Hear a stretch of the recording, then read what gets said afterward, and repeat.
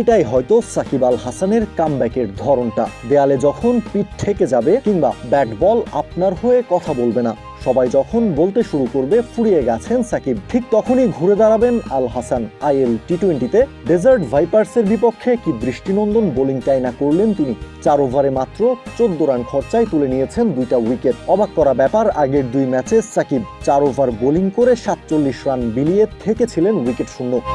IL টি-20তে দুর্দান্ত comeback Shakib Al হাসানের। মাত্র 2 ওভার বোলিং করে 2টা উইকেট তুলে নিয়েছেন সাকিব। অবাক করা ব্যাপার, রান খরচ করেছেন মাত্র 8।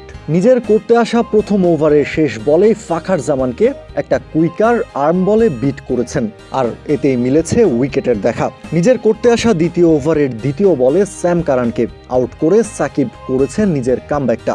2 ওভারে সাকিবের পকেটে 2টা উইকেট, যেখানে আগের খেলা 2 ম্যাচে একটাও উইকেটের দেখা পাননি আল হাসান।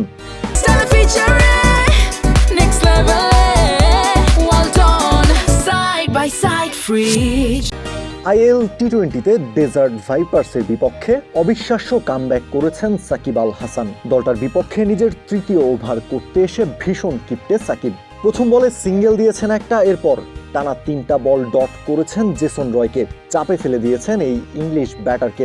ওই ওভারটাতে সব মিলিয়ে আর মাত্র 2টা রান খরচ করেছেন সাকিব, আর এতেই 3 ওভার শেষে 2টা উইকেট সহ সাকিব খরচ করেছেন মাত্র 11 রান, যেখানে নিজের খেলা প্রথম 2 ম্যাচে সাকিব ছিলেন ভীষণ খরুচে। সাকিবের এমন ডমিনেটিং বোলিং নিঃসন্দেহে আনন্দ দেবে ক্রিকেট ভক্তদের, আর বল হাতে সাকিবের এমন কামব্যাকের গল্পটাও মনে রাখবেন অনেকেই। কাউসার শান্ত, ক্রিক ফ্রেঞ্জি।